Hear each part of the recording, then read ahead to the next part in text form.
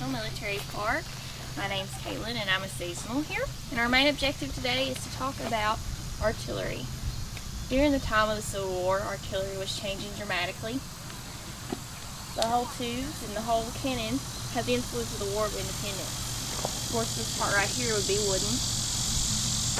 They're either made of iron, copper, or bronze. And there was many different types and styles of the guns. Your Napoleons, your Cedars, your Jameses. And the most common at the Battle of Shiloh was a 6 to 8 pound James. And we have all the different types on the park spread throughout. You have a lot of cannons. Yes, we have 229. But at the time of the battle, there would have been 243. There's 4 originally from the Battle of Shiloh. And there's 3 located in the visitor center on the wall. And then there's 1 at the Peach Orchard, stop number 16, where it originally would have stood. But you have to actually have 4 that was in the battle.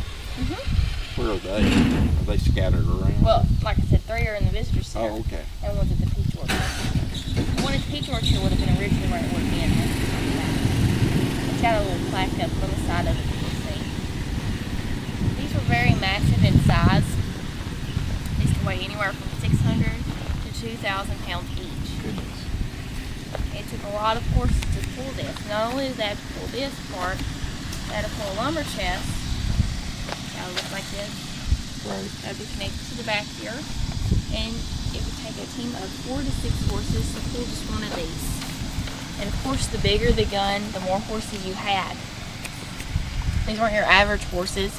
They stood anywhere from 62 to 64 inches tall and weighed up to 1,100 pounds each. They're very strong, but they did give out a lot easier because these were so heavy. The artillery units were used throughout the Battle of Shiloh, and you knew they were artillery men if you seen the red trim on their jackets, like this right here. That was true for both sides, or? Yes.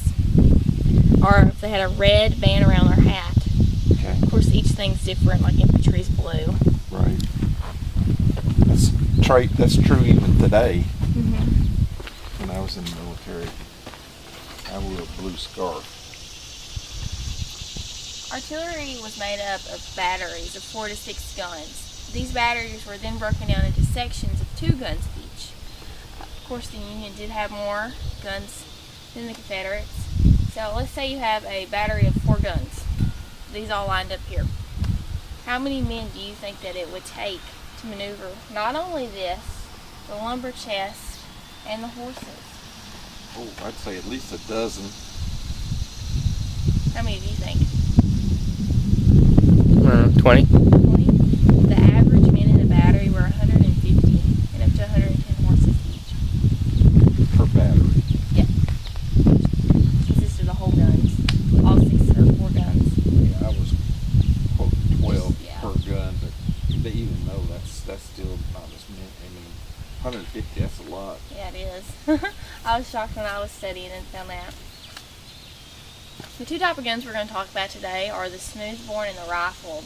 This one right in front of you is a 6-pounder that was converted into a 3.75. It's a rifled. And what makes this one so special is the eagle on top of it. You can open and look at it or touch it. I saw that. There's only 5 that were made in this war. And at the park we have 4 of them, and they're just kind of scattered throughout.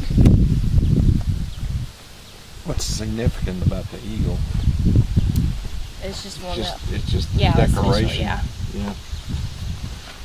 The rifling in the inside right here is to the right. These rifles help us shoot out straighter and faster. So these are good for long ranges. And your smoothbore are just like its name, smooth in the inside, and those are better to shoot at shorter ranges. Now step over here, I'll see some of the projectiles they did use. First, smoothbore, they'd call them a shot, and if they were a rifle, they called them a bolt. Your powder bag's right here, and then you have your piece of wood. And this is a solid shot. You're looking to hold it to the back. Solid throughout, just like its name. That's about the 6-pound variety. It is a 6-pound. Here. Depending on the size of it, depending on the type of gun, if you had a 6-pound James, you had a 6-pound cannonball. Well, how much powder did they the discharge? Depends. Depends on how big it is. There was an eyewitness story told that 5 men were killed by just one of these, and then it launched into a tree a few yards away from the victim.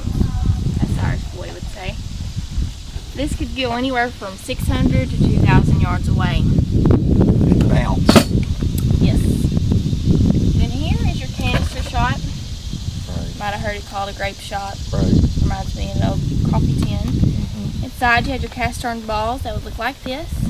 Of course, again, depending on the size, or how many cast iron balls would be inside, depending on the type of cannon, how big. Mm-hmm. Like a 6-pound would have 32 of these. These were good to shoot when the victim's coming in within 300 yards away. So pretty much this borderline right here would be a good, ideal. Then you had your shell shot. It looked like this. It was charged with black powder, and when it hit, it was meant to penetrate objects without breaking. Can you hold this one? This was good to shoot at buildings, fences, but they did use these to shoot at troops as well.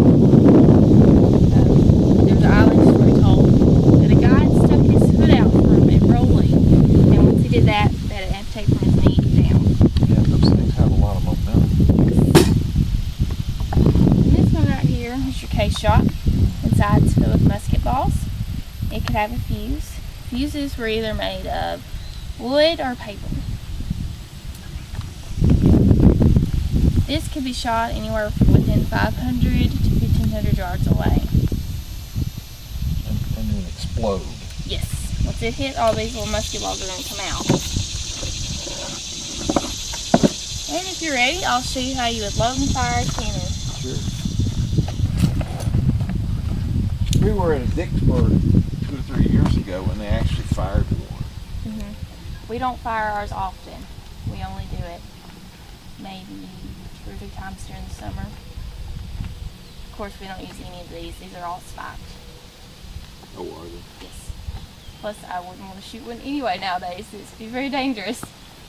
The one they fired was beautiful. It was solid brass, beautiful. It's probably a It was probably a yeah. reproduction. It was. We have one of those. They said it was. Did they? Yeah.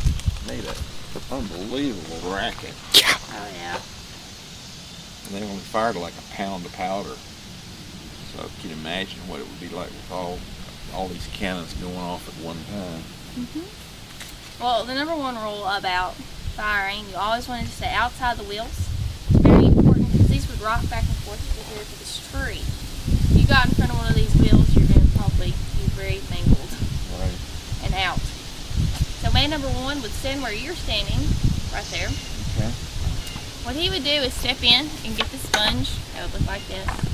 Dip it into the water, and then with his pinkies towards the barrel, he's going to sponge all the way down the barrel. Make sure there's nothing left. No spark. Right. And then number two, when they bring the projectile up, he's going to take the other end, the rammer, with his pinkies towards the barrel. He's going to ram the projectile down and step outside the wheel. It's always important to keep your pinkies on the outside or towards the barrel in case something happens when your pinkies go missing and you still have your thumbs to hold on to. Man number two had an easy job. All he had to do was stand right here. When the projectile was brought up to him, he's just going to step in. Number one's going to ram it, and he's going to step outside. At the very end, he's going to take this, called the worm, and he's going to put it all the way down the barrel, give it a twist, pull out, and make sure there's no powder bag left inside. That was done every time after it fired. Yes. Number three had a lot of jobs to do. As number one with sponge, he'd have a thumb style that would look like this, and he'd hold it over the vent. It was always important to hold over the vent when he did this. If you let air into the vent where it's sponging, anything left over could cause an explosion, and man number one would be down. As the projectile reaches the end where the powder bag would be, he's going to take the pick, he's going to pierce it, and then he's going to step outside the wheel. When the commander wants to come up and elevate the cannon, he's going to come back here to the handspike